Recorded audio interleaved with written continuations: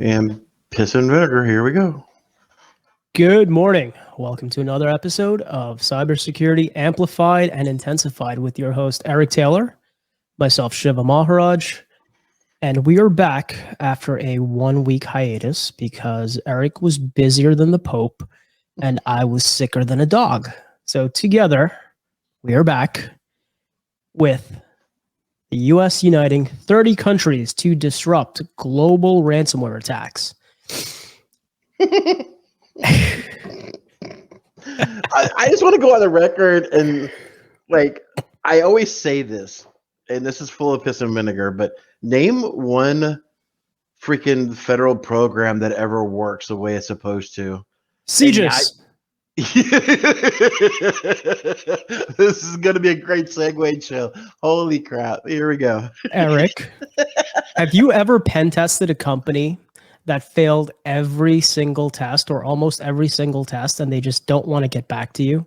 Because they have a long-standing contract with a court system to provide software and they are just an insecure piece of shit? Yes. So you know what? I was on the fence on doing this, but I'm just going to do it because, why the hell not? There is a company in North Carolina called Courthouse Computer Systems that just doesn't want to get back to me at all. And I just don't care anymore. And just for context here, how long has it been? 3 months, 4 months that you've been trying to get through to them? Mm-hmm. It's been about 3 months, yeah. Okay. So this is not Eric finding something this weekend like he did another vendor that's out in the MSP community, but we may not get into that. Who knows? But this is something he has been trying to responsibly disclose to this company for the better part of 3 months. This is a company that probably falls under CGIS regulation. I'm going to say they do. I'm going to say they do because they are dealing with court records for municipalities. They have two Windows IIS servers that hosted that are publicly facing, and it doesn't appear through everything that I've tested on that they have any sort of firewall behind it. So, they almost have two servers with a WAN IP configured to them, and they're running VNC. Ain't nothing wrong with a little VNC. Yeah, man, just nice remote access. I even went so far, and this may get me in trouble, but I even went so far as to start brute forcing VNC, just doing something to get their attention. Logging my IP, them filing an abuse attack against my ISP, because we're doing this. They are clearly not logging their shit or reviewing their logs or whatever, which is what we always go back to a lot of so much. They don't look at their logs. But they probably have a SIM. Oh. Because once you have a SIM, that's all you need to be actionable. Yeah. That and web root, of course, but whatever. You're so tempting me. The inside jokes. Oh, God. I wish you guys I missed this. I really do. And I hope you guys missed us as much as we missed you. This is crazy. So, I've gone about a week without ADHD medicine, so you know what kind of episode this is going to be. But a fun one. This is episode 32. This is yes, crazy, it is. Man. 32, and we've been doing this straight since middle of March, man. Just last week, there were no recordings. So, you know what I think you should do?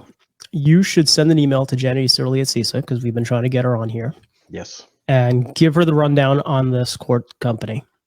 Mm-hmm. And say, I'm not saying because we gave you this, you got to come onto the show, but couldn't hurt. It would be awful nice. And awesome, I think. I read into her background. She is, I believe, a retired lieutenant general. Mm. She's got pedigree behind her in her career, dude. She was part of standing up Cybercom. Yes, I did know about Cybercom. I mean, you look at her, she just looks like a really nice lady. I'm not saying that she's not, but when you read about her, you're like, oh my God, she is a hitter. Yeah. Good on her, man. And I think we can have some really interesting conversations. But anyway, back to the U.S. bringing in or uniting 30 countries to fight global ransomware. I'm going to ask you a question, and you tell me what you think. Do you think that is going to do anything in the grand scheme of things to make the ransomware problem go away? Not a damn thing. Not a damn thing. Because look, okay, let's spin this a little bit. Okay. This is going to get really possibly political or whatever, but I don't care. So it's a good thing you're on the right podcast for that. We've been talked about before about being, politically correct, checked at the door. Hat off to you to Dark Cubed and the folks over there. But anyway, you go to a school and it says gun-free zone, but yeah, there's still shootings. You can make all the laws in the world. Doesn't mean the fucking criminals are going to listen to you. They're going to do whatever they want. Well, here's my take on this, right? Last week, Matt Lee, PAX 8, Director of Security and Compliance, I think he is. I think that's his official title. Something along those lines. Matt, if I messed that up, please scold me and let me know, and I will issue a correction at some point or the other. He shared a link that a child was born with complications because there was a ransomware attack at the hospital where the mom was giving birth. And everyone is up in arms like, this is what happens because of ransomware, blah, blah, blah, blah, blah. Now, do I think it's a sad situation? And the child passed away eventually. Definitely a sad situation. But, and this is going to be an unpopular opinion, I don't blame the ransomware operators. You know who I blame? The hospital for not having the appropriate controls in place to mitigate and or move on from a hack. And I'm not calling these things incidents anymore because I know that's insurance parlance to get away from that word of hacking. And why? And by the way, the parents of that child, I think they brought an action against the ransomware group. I don't know if the hospital's involved, but they should be. Put them in this discovery chain and let's find out how this ransomware operator got in. Let's find out what they did, how they moved, and why it was not caught in time. Furthermore, I mean, Eric, this is your wheelhouse, so I'm going to let you get up on this one. What about the IRP? You get hit with ransomware. Okay, it's going to happen. Why did it affect patients? So there's a lot to the story. I was digging into it over the weekend, and it's really interesting. So apparently the mother can we still say mother or do we have to say birthing? You know what? I don't care what mom, because I don't want to go down that path of questioning anything. She gave birth to a baby and unfortunately lost that.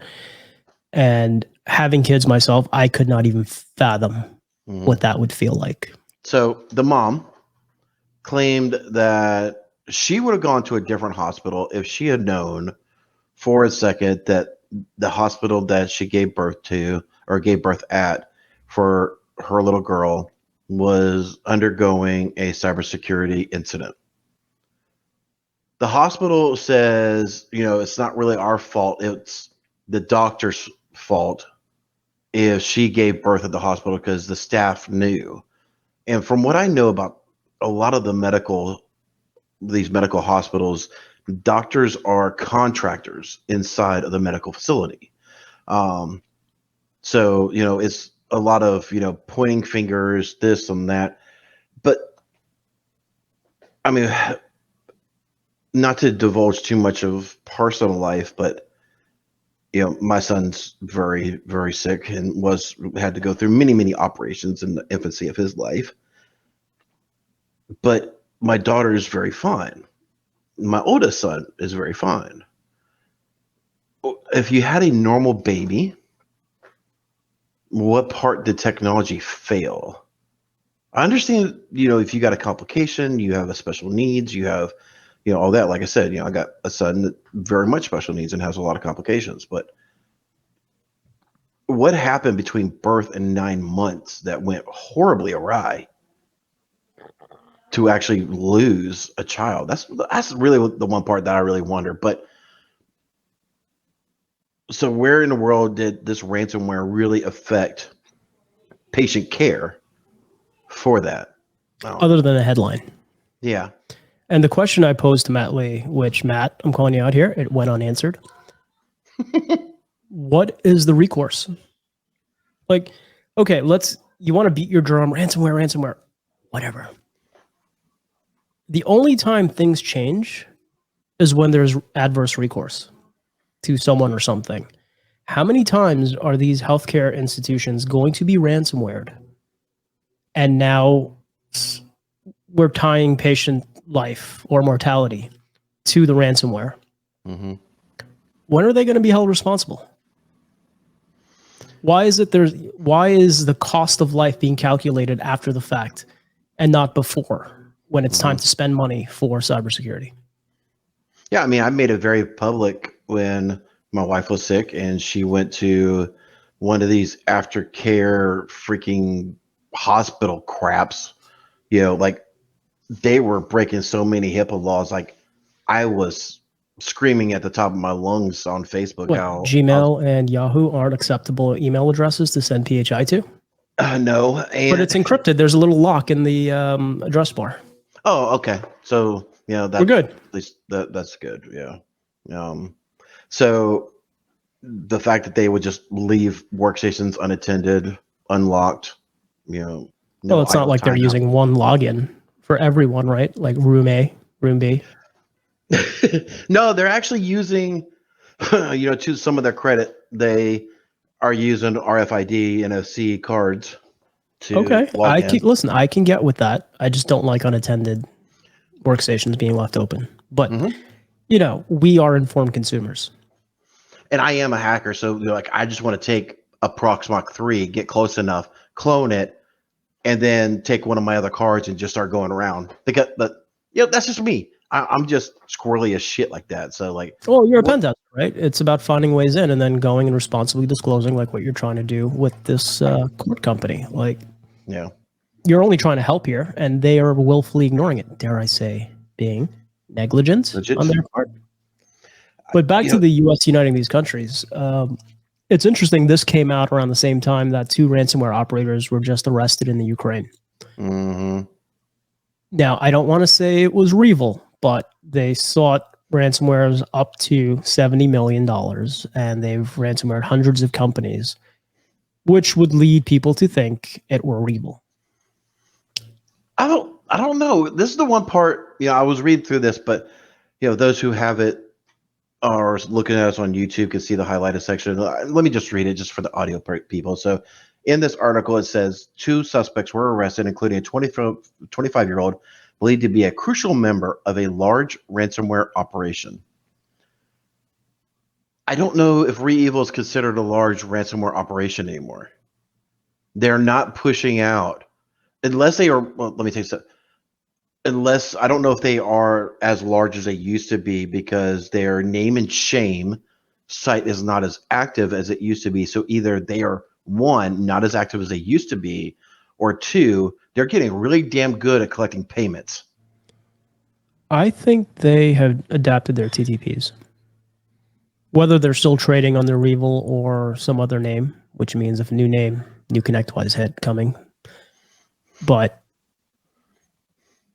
it's interesting timing that both of these were released around the same time. Mm-hmm. And this is not the first arrest in the Ukraine of major hackers. I think some of their people got picked up in either Kiev or Belarus in the last few months. Belarus, yeah. Okay.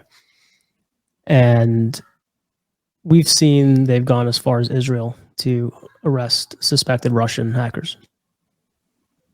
Mm-hmm. So yes, you're going to get some top line benefits, but these groups are so entrenched in countries that allow them to operate. It's very unlikely to make a lasting effect or a lasting difference. Mm-hmm. And they pop up new names faster than some people change their underwear. Yeah, I mean, we see this with businesses a lot where, you'll get some sort of federal indictment or whatever. You get in some trouble with the law. They'll just shut down business and open up business as a new name. And that's on the legal side. You think it's going to be much harder for somebody illegally to do it? I mean, come on, guys. It's, a lot of people keep saying, oh, we're just going to make cryptocurrency illegal.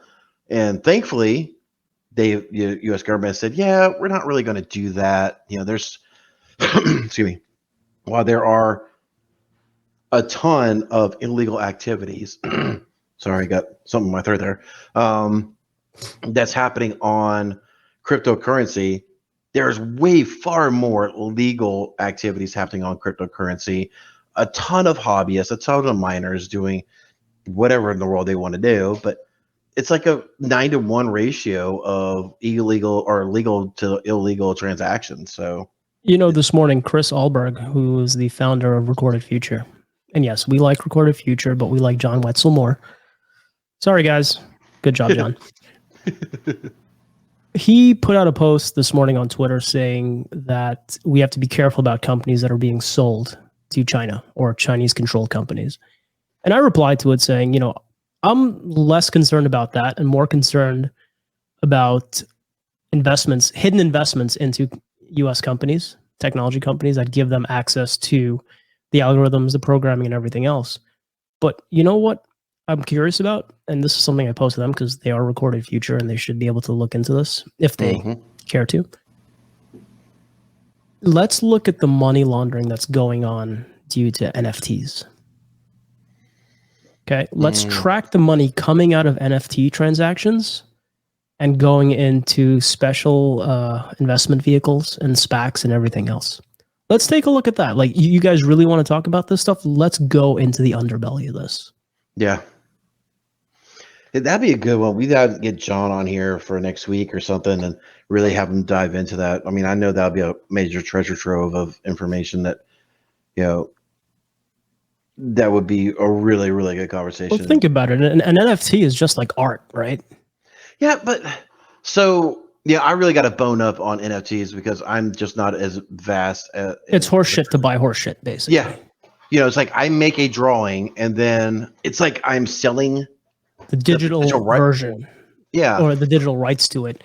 But my point about this is art is something that may be worthless to one person and worth a tremendous amount of money to someone else. So creating value there to create a transaction to launder money, I would say is probably highly likely and has been going on. Maybe. But where does that money go? If they are laundering, where are they taking that money? I don't think anybody really knows, do they? I kind of look up for our next episode, maybe for this Friday, because this really is striking a chord. Because I was listening to another podcast. How dare you? There is only one podcast. I think it was the Jack Reciters, whatever, but maybe it was Grumpy Old Geeks or something. But there was an artist. 2 Guys, 1 Cave. Seriously funny, though. Oh, I got to check that out. Bert Kreischer, Tom Segura.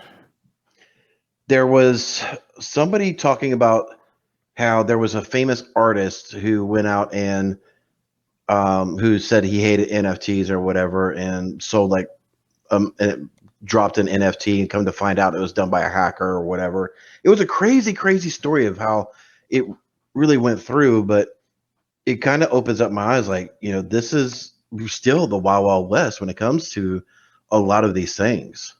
Well, I think the only way the only way the government's going to regulate this is by allowing the commercial banks and the investment banks to hold, trade, and transact with cryptocurrency.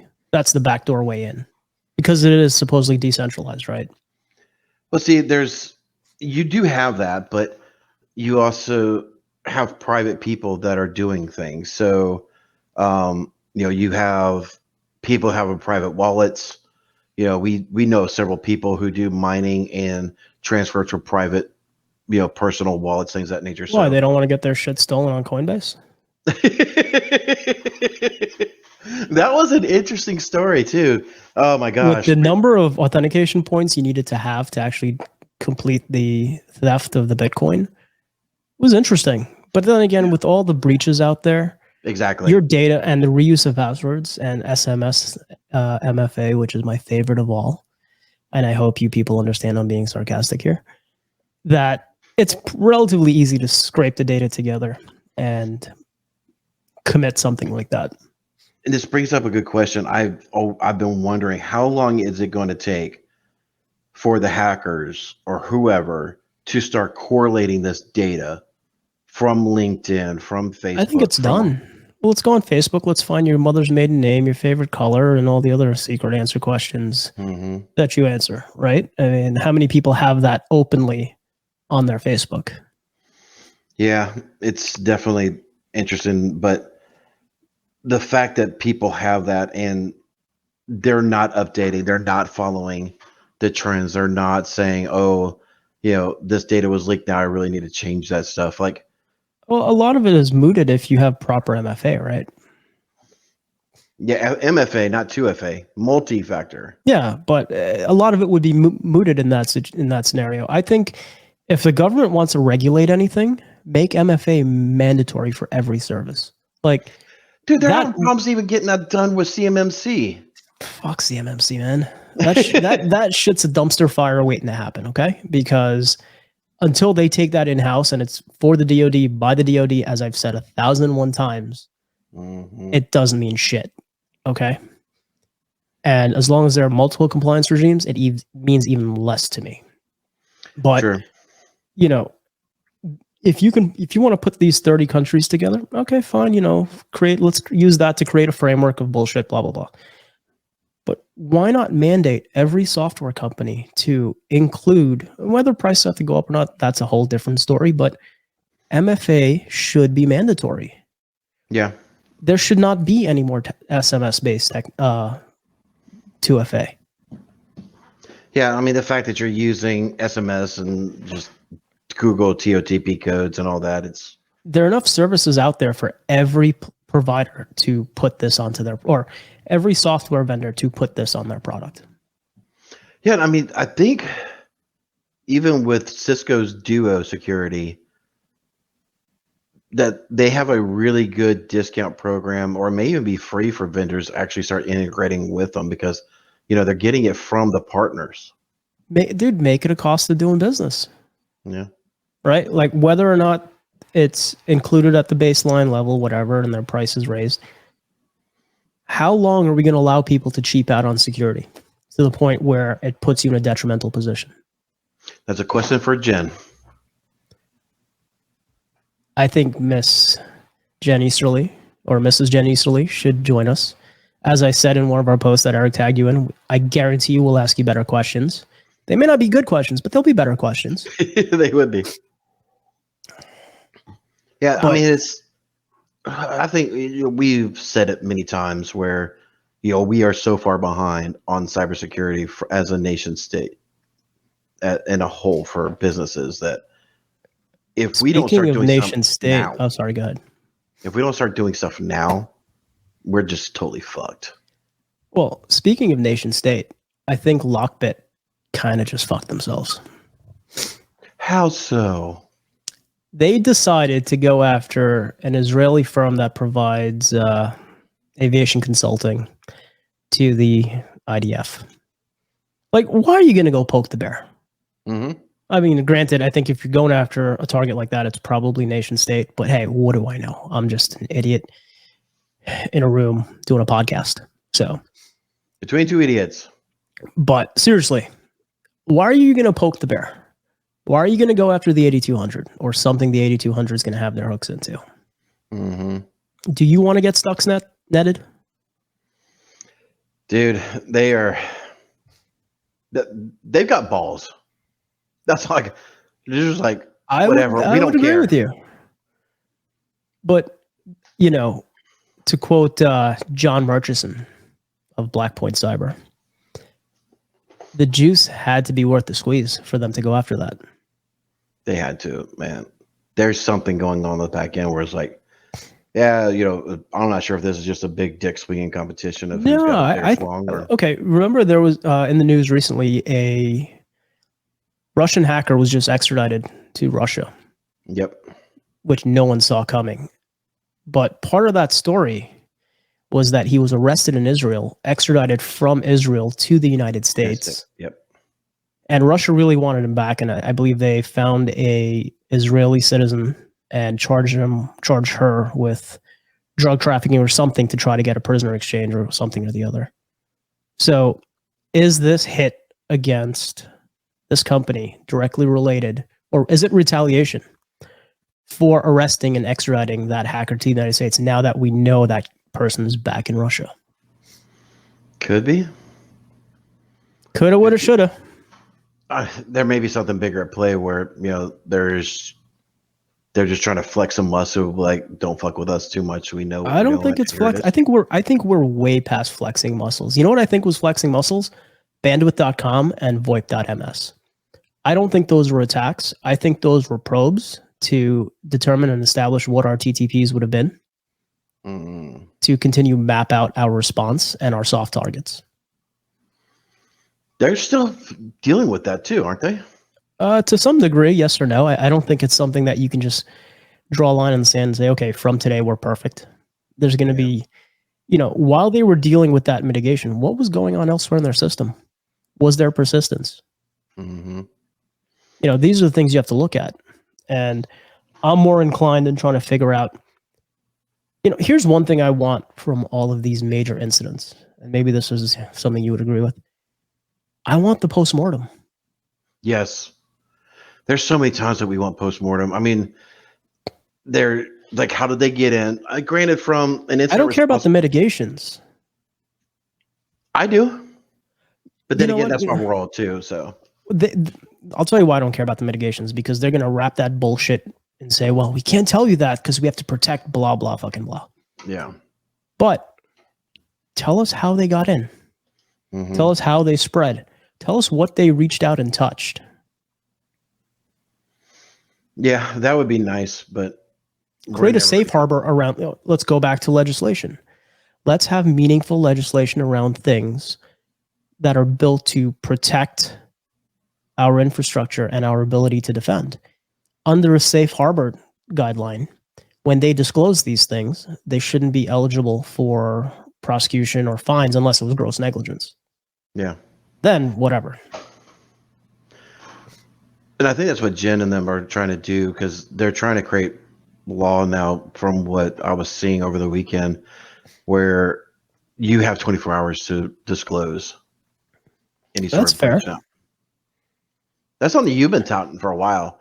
I've been wanting to do a little bit more of a grace period, but here's what I think, because I like CMMC sometimes.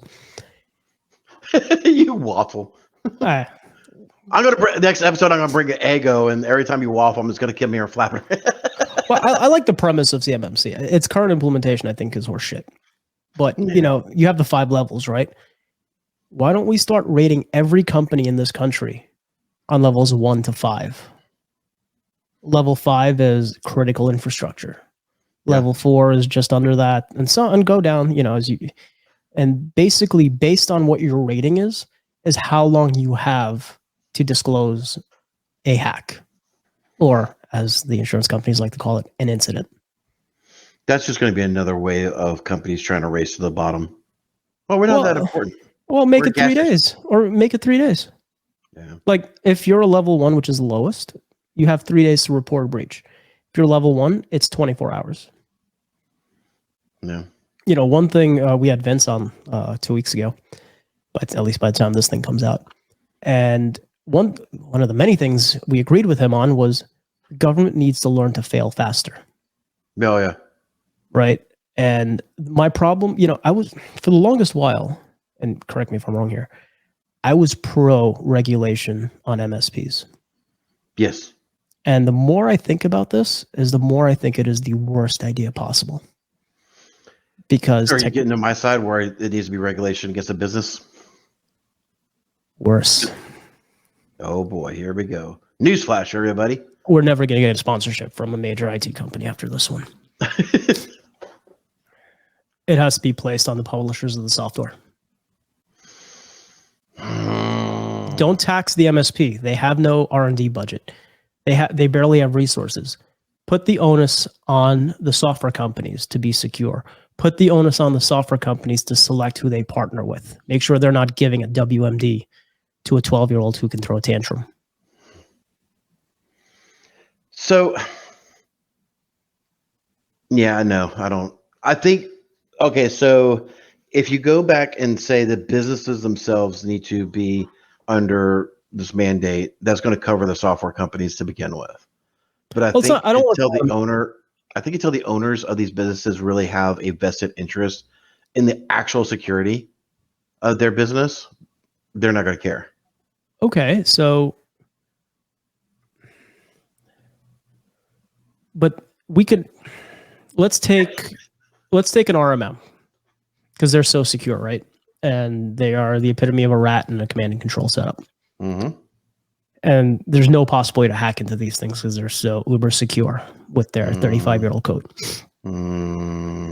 How many providers are actually providing the appropriate training to the partners they bring on to use these products? Or they're just saying, take it, run with it, go forth and fuck yourself? Pretty much the latter. I mean, a lot of them have their own training partner programs. But it's bullshit. It's optional, right? It's not mandatory. And some of them even charge for it. Well, that's why it's not mandatory, because of what they charge for it. It's like IT Glue giving you a PDF for $450 and saying that's your onboarding guide. Like, fuck you, IT Glue and Kaseya. But back to my thing about regulating IT providers, technology changes too quickly to create what that baseline minimum is going to be. And legislation, there's no way legislation can keep up with how quickly IT changes. No, so that's why I think, if you put it onto the business, it covers the software company, it covers the technologist, the MSP, MSSP, burns what I MSSP, whatever. Get rid of the dumpster fires. Yeah, but how do you do that? You got to put minimums. Like $50 minimum on software is kind of bullshit, right? But see, yeah, but it's gonna be a trickle down effect. So, if you have a neighborhood gas station or neighborhood pharmacy, what mandates are you going to put onto those folks to make them do business? Here we go. We're going to do a little bit more political bullshit. So why not? If the government's going to say you're going to be forced to mandate all of your employees to have a fucking vaccine, whether they want to or not, then what's the difference of, making sure there's some sort of compliancy in place? Are we going into my company, my choice now?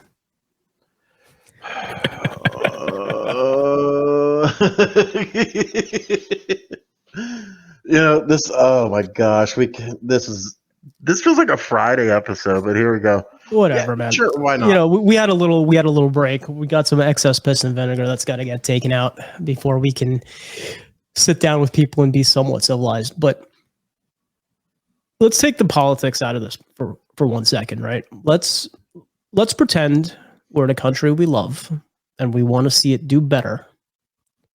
And we want to do things to make this country better. Yep, absolutely. What would that be?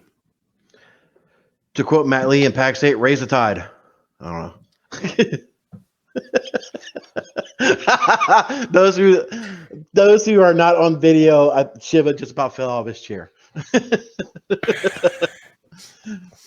But I'm going to throw this out there for you, Matt. I love you. I love your bald head and your big beard.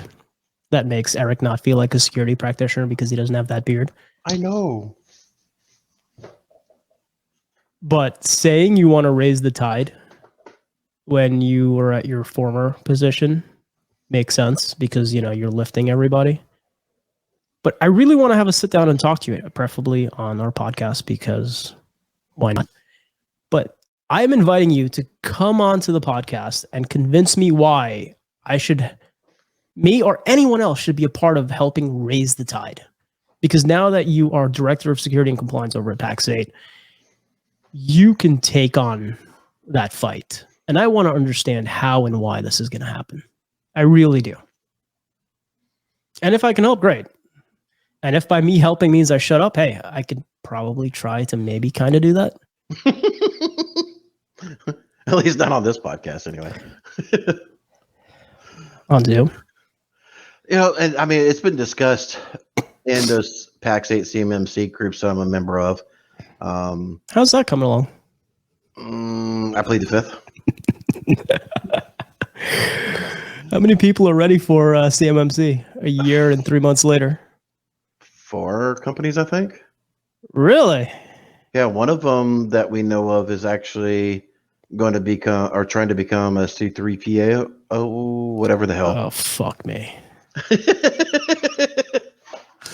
There's two companies I think are CPR or whatever. They're the or C3POs with an A.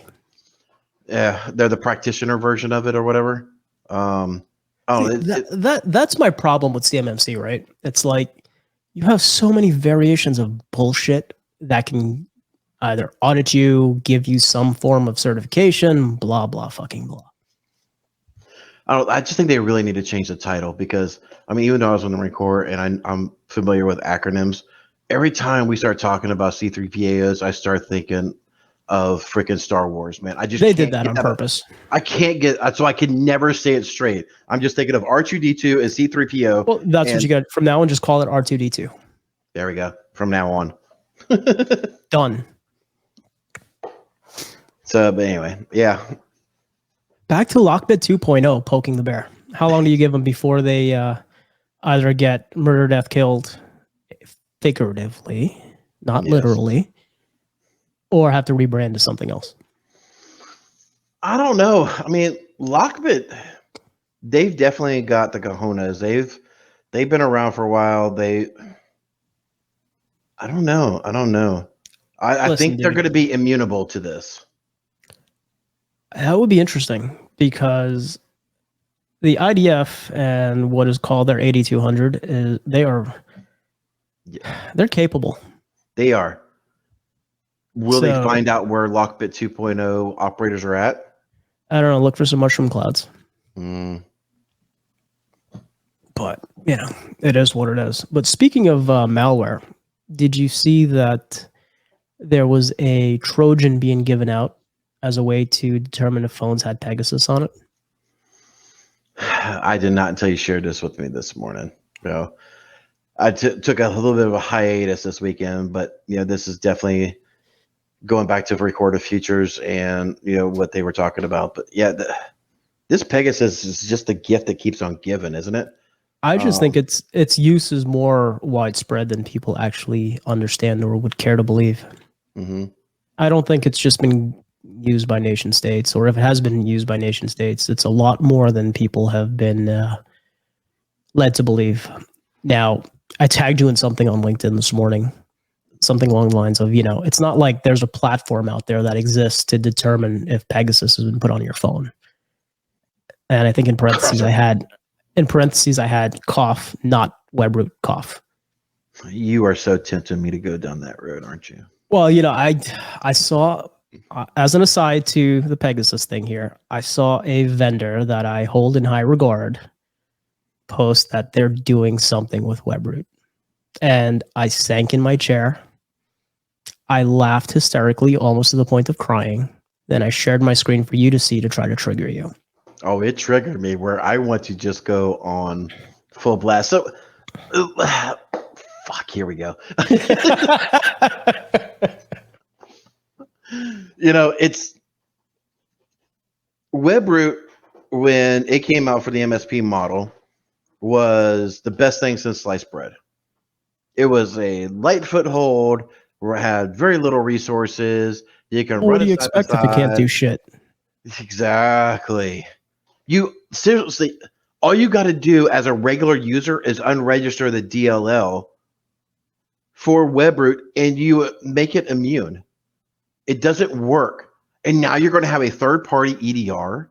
Yeah, but it's not like Cylance and stuff like that has the same vulnerability or workaround. I think Cylance does, or is it SentinelOne? Not SentinelOne. That's a different workaround, but Cylance definitely has that type of workaround, even though their tech on LinkedIn told you no. Yeah, fuck tards. But yeah, I mean, webroot has been the laughingstock of the cybersecurity world. It's like this thing stops nothing. It doesn't stop ransomware payloads. It doesn't stop anything. So why is a cybersecurity firm going to partner with a dumpster fire of an MSP AV and think that they're doing whatever? I don't know if it's just some sort of marketing ploy to get their name out there a little bit more, or potentially. Consider how many IT providers use webroot. Personally, I think they use webroot because it's the cheapest thing possible out there. Yeah. I've heard rumors as low as 15 or 20 cents an agent. Man, you know what? If we ever went to some of our partners with even half that price, they would laugh us out of the country. Whatever. No, that's not my hill to die on. But No. back to NSO, I think this is even more reason why I am comfortable with deploying CrowdStrike Mobile across client-owned devices, because it's a known quantity, and the likelihood that it's a rat or a Trojan or something else is slim to none. Let's go to a side topic a little bit, because this is something I was brainstorming this morning. But we've never done that before on this episode. No, not even in the past 40 minutes this episode's been recording either. Told you I'm ADD like a mofo today. I was auditing a new client that we got last week, and they have a ton of legacy personal devices. Legacy / too cheap to upgrade. Okay, gotcha. Yep. Okay. So their BYOD and the mobile device were to Duo MFA. So anybody who's familiar with Duo, you have your free MFA, and it doesn't require devices to be updated. But if you go one step up to Duo Beyond, I think it is, whatever their $6 plan is, you have device health, where you can enforce devices to actually freaking do this. And it raised an interesting question to me this morning. If you're going to have MFA in your organization, should the company be mandated to either require their employees to have up-to-date equipment to leverage MFA like Duo, or issue out company devices? I'm going to take an unusual approach to this one. Okay, because I'm torn. How do people get, well, pre-COVID, how did people get to work? They drove their fat, happy butts in the car? In the car they owned, right? See, senor. So using that mentality, I would say let them it should not be an issue for an employee to put a MFA application on their personal phone, as long as we know you're not getting any other data from their phone. Forget a BYOD policy. I'm just saying Duo MFA, Authy, Google Authenticator, Microsoft Authenticator. It should not be an issue for employees to put that on their phone, because if they can drive their own car to and from work, the least they can do is do that. Putting that cost burden on an employer to provide cell phones is unnecessary in the SMB. In the enterprise, okay, I can see that being a thing. Or get the Duo dongles or a YubiKey or YubiKey or something like that.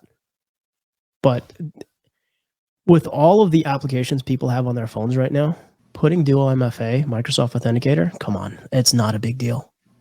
And give them a bypass on the Duo Health to not be up to date or whatever.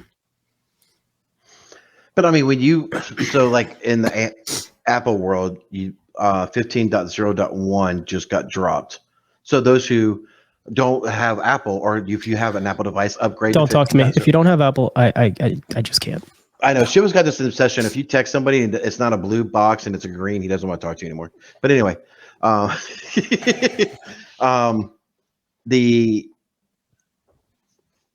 we're seeing iOS devices as far back as 13.x.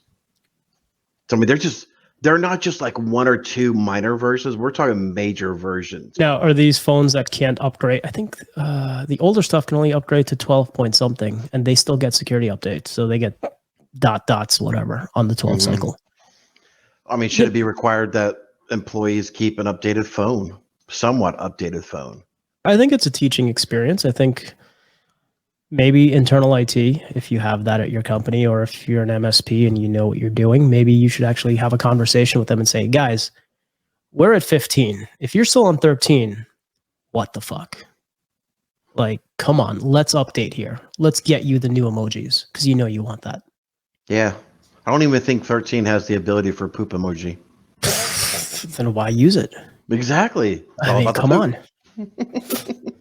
Everything else is a hot steaming pile of poop, so join in. But that's where I think you have to go with that. Like, putting CrowdStrike Mobile onto a personal phone, I think is probably not a good idea, because Yeah, it it's is gotta be very low case. invasive. It's designed to basically pull copious amounts of data off of that device. But something like MFA, that's benign, and it helps you do your job, or helps you accomplish your job, just as using your own car to and from work helps you. But what if I use public transportation, Shiva? Who's paying for the Metro card, or I'm sorry, the transit card? Food stamps. I don't know. I get your point though, but yeah. Oh boy, that is a whole different type of podcast. Yeah, that's why I diverted. I'm like, nope, let's just stay over here. Oh boy. All right. Almost triggered, but feasibly, you are using your own money to buy your tickets, your card, whatever you need for your mode of transport. So just using that mentality, it's not like, do cell phones still charge per text message? Or is everything unlimited at this point? I think everything, even the pay-as-you-go plans are unlimited, I think. So if it's unlimited, there's no cost burden. And if there's a cost burden, use a goddamn MFA app that uses the Wi-Fi you're connected to at work that your company allows you to listen to Spotify on. Yeah. Like, don't penalize your company, but yet try to reap the benefit of being able to use Spotify in the office, not on your data plan, right? Don't be a motherfucker. But what do I know?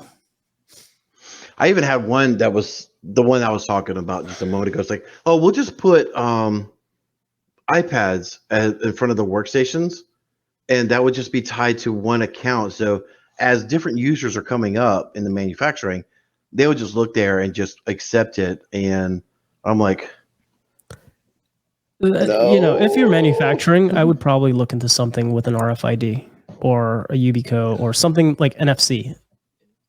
Yeah. Because you have a cleanliness factor being on a manufacturing floor. Sorry. But there are ways around these things. I think allowing people to make the excuses, no, I don't want to use my personal phone, or no. Come on, we're way past that. This country has been rocked by ransomware for the last 2 years. Yep.